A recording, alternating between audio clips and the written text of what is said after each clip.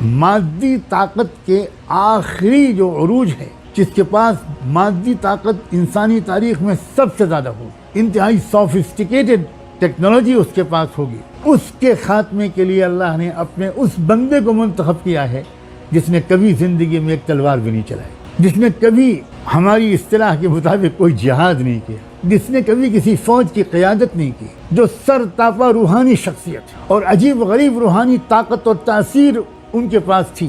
آپ سن چکے کہ وہ مردوں کو زندہ کر دیتے تھے، وہ مٹی کا پتلا بناتے تھے اور اس پر دم کرتے تھے، وہ زندہ پرندہ بن کے اڑ جاتا تھا، وہ بیماروں پر دم کرتے تھے اور اندھوں کے آنکھوں میں روشنی آ جاتی تھی۔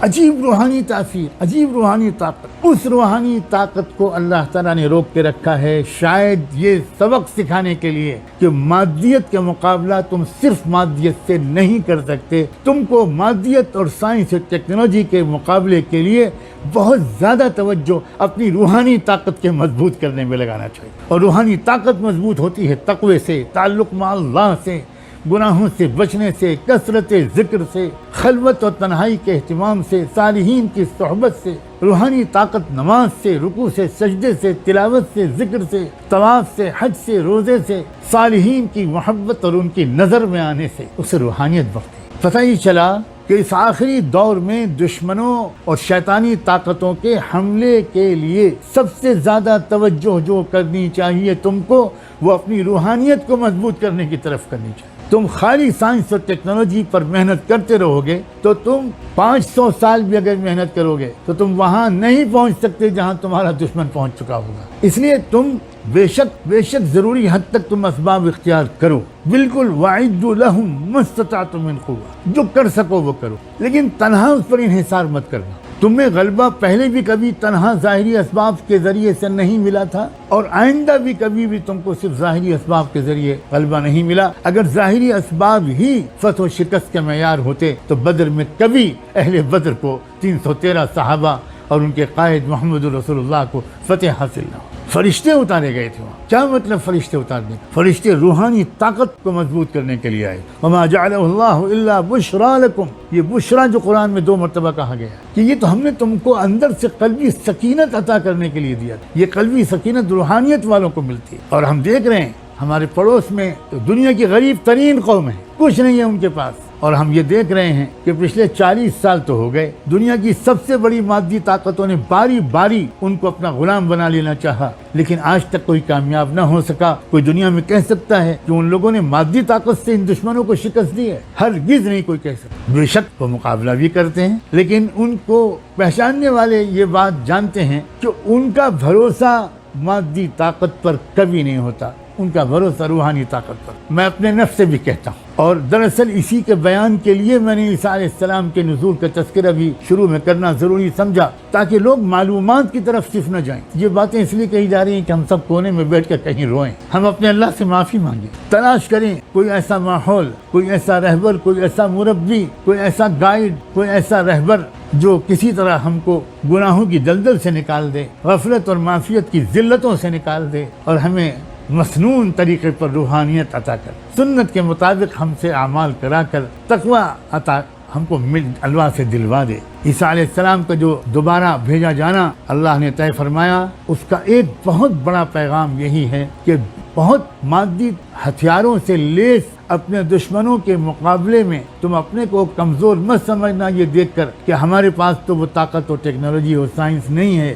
تم اپنی روحانیت کے ذریعے سے اس سب کی کمی کو پورا کر سکتے، تم اپنی روحانیت کو بڑھاؤ، تم زیادہ توجہ۔ تم اب تک صرف فرائض پڑھ لیا کرتے تھے، فرض نمازیں پڑھ لیتے تھے۔ میرے عزیز نوجوانوں، کاش کہ تم میرے سامنے ہوتے تو میں تمہاری پیشانی کو چوم کر یہ بات تم سے کہتا کہ کیوں نہیں ہم لوگ فیصلہ کرتے کہ اب ہم اور زیادہ روحانیت بڑھائیں گے۔ دنیاوی لحاظ سے ہم کسی ایک مقام پر آ کر ٹھہرتے نہیں، ہمارا دل چاہتا ہے حل میں مزید، اور اچھا مکان، اور اچھے کپڑے، اور اچھی گاڑی، اور اچھا موبائل، اور اچھا یہ اور اچھا وہ۔ تو کیوں نہیں ہم اور آپ سوچتے کہ اور اچھا تقوی، اور اچھی نماز، اور اچھے رکوع، اور اچھے سجدے، اور اچھی دعا، اور اچھی بندگی، اور اچھا اللہ سے تعلق محبت والا بھی खशियत और अदब वाला। फिर एक बात कहकर मैं आज के मजलिस का इख्तिताम करूं, ईसा अलैहिस्सलाम के उतरने का एक नतीजा ये भी होगा कि पूरी दुनिया में करोड़ों वो लोग जो ईसा अलैहिस्सलाम से मोहब्बत करते हैं और जो अपने आप को गोया जीसस क्राइस्ट का मोहब्बत करने वाला, उन पर ईमान रखने वाला कहते हैं, वो जब हकीकी ईसा अलैहिस्सलाम को देखेंगे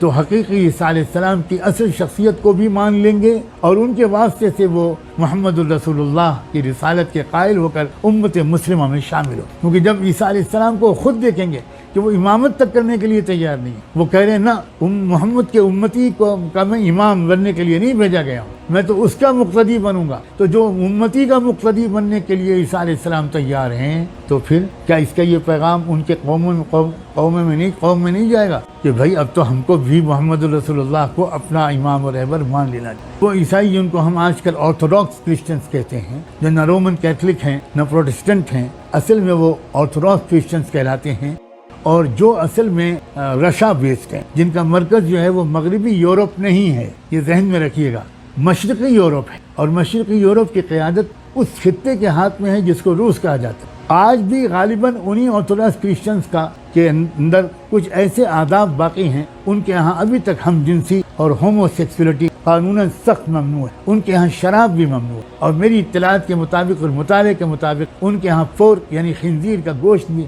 ममनू और हराम। और वहाँ चर्च की बड़ी बालादस्ती आज भी है। अहबार और रूहबान का बहुत ज़्यादा एहतराम किया जाता है। अहबार और रूहबान सदर रूस से मिलने नहीं जाया करते, सदर रूस अहबार और रूहबान के पास आते हैं। और भी बहुत सी सिलसिले की तफसीलात हैं। हो सकता है कि सबसे पहले ईसा अलैहिस्सलाम को पहचानने में ऑर्थोडॉक्स क्रिश्चियंस पहल करें, ये बहुत से लोगों का गुमान है और मेरा भी दिल इसी तरफ माइल है। गैब में क्या लिखा हुआ है उसका इल्म सिर्फ अल्लाह के पास। फिर इमाम मेहदी की शख्सियत के बारे में एक बात और अर्ज़ कर दूँ। जिस तरह ईसा अलैहिस्सलाम के आने के बाद उम्मत मुस्लिमा के अंदर दाखिल होंगे बहुत बड़ी तादाद में वो ईसाई, और ज़ाहिर है फिर उनकी टेक्नोलॉजी, उनके हथियार, उनके तमाम तजुर्बात, वो सब भी दरअसल इमाम मेहदी के ताबे हो जाएं, दरअसल उम्मत मुस्लिमा के काम आएँ। फिर ये जो इमाम मेहदी की शख्सियत है उसके बारे में भी ऐसा लगता है कि अल्लाह के ये जो हमारे शिया हज़रात का एक थोड़ा सा अलग तख़य्युल है, बल्कि थोड़ा नहीं काफ़ी अलग तख़य्युल है इमाम मेहदी के बारे में।